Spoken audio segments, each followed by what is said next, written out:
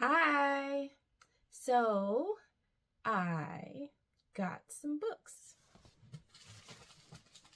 You may know about the Passing Project, which is my decision to read a bunch of books about the act of racial passing. Specifically triggered by the book The Vanishing Half. So I must admit I was reckless. I just went and started buying books, and I don't recommend you do that. This is what I recommend you do. I recommend you make a list of all the books you're considering, and you research the books that are on that list, and then you choose from that, because I would rather not read some of these books that I have committed myself to reading. And I usually am pretty quick to DNF a book, but I'm trying to turn over a new leaf. I really do want to learn something. What do I want to learn? I don't even know right now. All I know is it's just fascinated with The Vanishing Half. I didn't give it 5 stars though. I'm wondering about that. I wonder about that. Okay, so what I did was I just went on Thrift Books and started buying books. So I just bought every book I saw that was about passing. Once again, I don't recommend you do that. Matter of fact, I'm going to uncommit myself right now. I don't have to read all these books. I'm only going to read what it makes sense to read according to where my desire to learn is leading me. So, okay, we have 4 books and then another book that is not applicable to the project. All right, so the one that I'm most interested in right now is this one, The Autobiography of an Ex-Colored Man, James Weldon Johnson. And I really was interested in reading a male perspective as far as passing goes. Everything I've read so far has been from a female character's perspective, from The Vanishing Half to Boy Snowbird to White Like Her, which is nonfiction that I put down because of sentences. We'll get into that. But what else? Passing by Nella Larson. I started Plum Bun the other day. So all these stories are coming from the female perspective. And I'm like, dang, is there a male perspective? So here we go. We got James Weldon Johnson's book. So like I was saying, there's a lot of female perspective. So The Personal Librarian is one I picked up. This is about J.P. Morgan's personal librarian, a black woman who was passing for white. So this is her story, which I do want to read it, even though it's about a woman, but I think I might postpone some of these books. Like, I want to get somewhere. Like, I don't really know where I want to go with this passing project. I'm most interested in the leaving your culture behind and like missing your people and having to pretend like that stuff is meaningless to you, or even worse, loathsome, to fit in to your new family. Do you ever fit into your new family? I don't know. So, but another, I think, male perspective, which is along the lines, it's kind of like segued off to the side of things that the book Passing was about. This is called Black No More, George S. Schuler. And in this book, there's like a process that's invented for black people to turn into white people. And so hijinks ensue, I'm sure. But yeah. Black No More. I'm really interested in the psychology, the mind tricks being played in this book right here.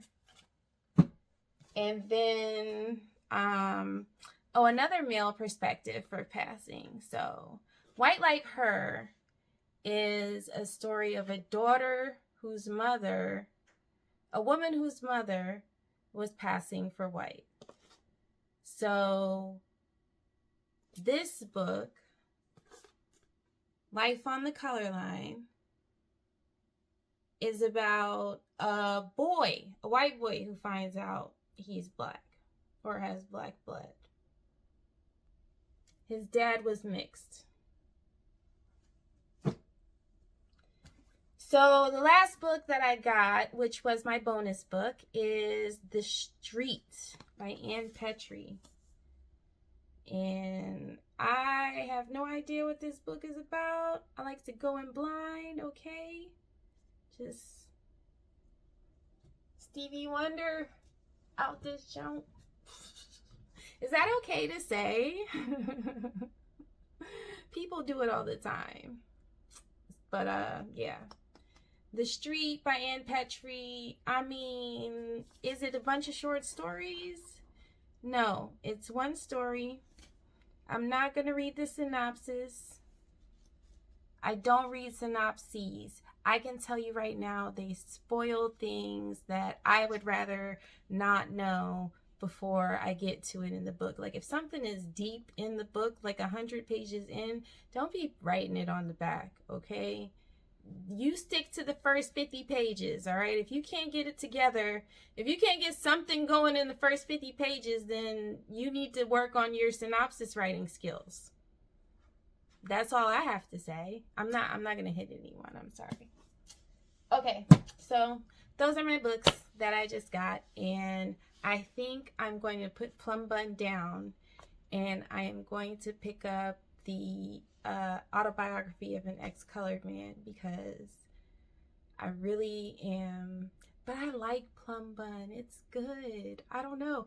Maybe I'll read both of them. I don't know. I'm also reading Black Like Me. So Black Like Me is this reporter's story, journalist story of the time he played black. He goes to a doctor. He gets the medication you give people with vitiligo to like darken their, like get their melanocytes going, get some melanin popping, and he like gets dark skin, and he puts like this stain on him and everything, and it's like he's passing for black. It's believable. Everybody's going for it.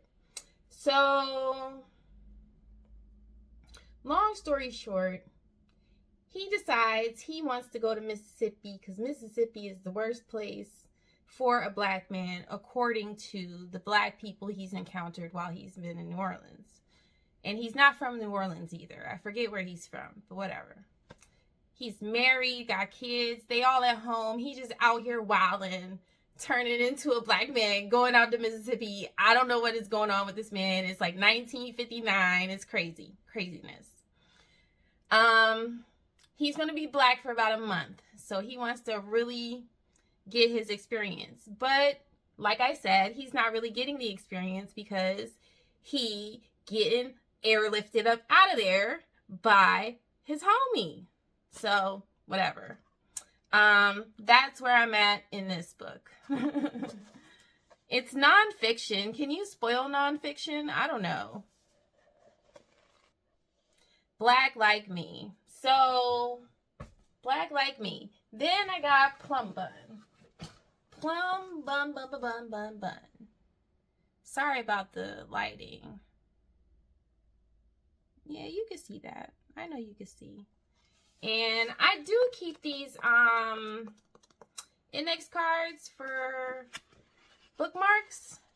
I have bookmarks too, but I use the index cards because I like to write down quotes while I'm reading. I have tried annotating in my books, and While I do enjoy seeing the tabs flipping out the side, I don't like that they damage the books, kind of. Like, when I tried to pick a tab up that was on the page for a little while, it pulled some of the ink off of the page, off of the letter, so I didn't like that. So I don't think I'm going to be tagging and bagging them anymore. I do think I'm going to be pulling my quotes out on 2 index cards and writing my thoughts down in my reading journal. So I will have somewhat of my thoughts each time I read the book, you know? I don't know. I also don't want, I like to read someone else's annotations. I think that would be like a really cool book club if you just like mailed the same book around for a year to like 12 people. Wouldn't that be cool? And everybody annotated the book. That'd be cool as shit. I would do my note cards. I would annotate the book the way that I annotate the book, and I would put the shit in a shoebox and send it to the next person. Like, here you go, here's my note cards. And my journal. Get a little notebook. Yeah, annotate the book my way. That's my way. Plum bun. Now, this is a story about Angela. Angela is light-skinned, light enough to pass. So is her mama. But her daddy and her sister are not. So her mom be going out on the weekends and doing all this white people shit, like, you know, hanging out, having tea on the rooftops, shopping. They just living it up, right? And it's fine, actually, because what Angela don't really know is her daddy don't even like doing stuff like that, and neither does her sister, her dark-skinned sister. They actually prefer to do the things that they go off and do. So it's like that. They go out like that on the weekends. Mom and Angela, dad and the sister, I forget her name. And